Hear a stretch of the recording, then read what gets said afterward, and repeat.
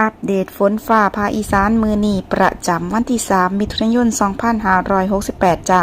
ก่อนจะไปรับชมรับฟังก็ฝากพี่ๆน้องๆกดติดตามให้เด้อขอบพระคุณหลายๆไปรับชมรับฟังข่าวกันเลย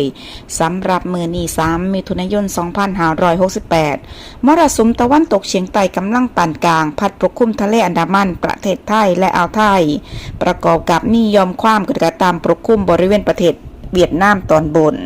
ลักษณะเช่นนี้กะสิส่งผลให้สภาพอากาศของภาคอีสาน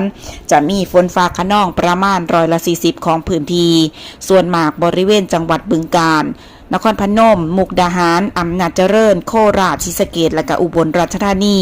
ลมตะวันตกเฉียงใต้ความเร็วลมอยู่ที่10-20 กิโลเมตรต่อชั่วโมงอุณหภูมิต่ำสุด24-26 องศาเซลเซียสอุณหภูมิสูงสุด33-35 องศาเซลเซียสจ้ะอัปเดตในส่วนของเรดาร์ฝนล่าสุดเนาะเรดาร์ฝนเรดาร์ที่1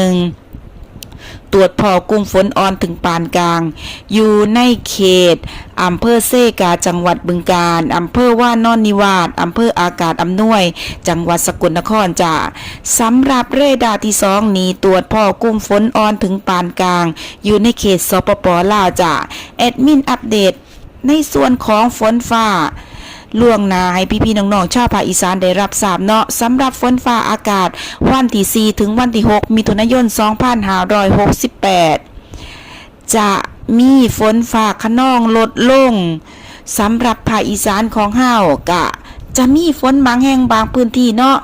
แต่ลดลงโดยรวมเดี๋ยวถ้ามีเรดาร์ออกมาแอดมินก็จะอัปเดตให้พี่ๆน้องๆทุกท่านได้รับทราบสำหรับคลิปนี้แอดมินขอตัวลาไปก่อนพบกันใหม่คลิปหน้าสวัสดีค่ะ